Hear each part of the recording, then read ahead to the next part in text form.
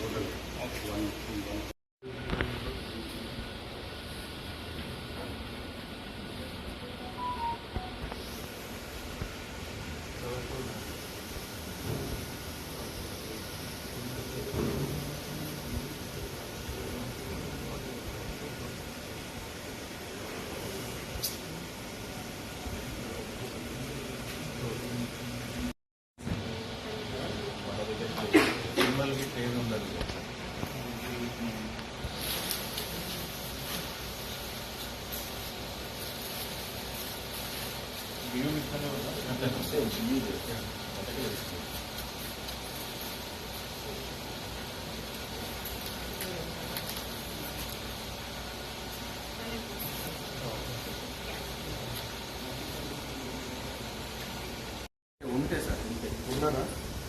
Transport service వాళ్ళు ఉన్నారా?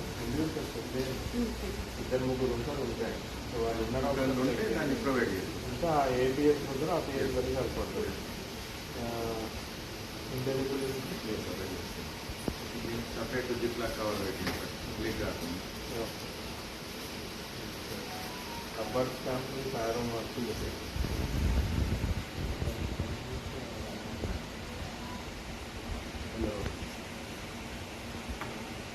Metal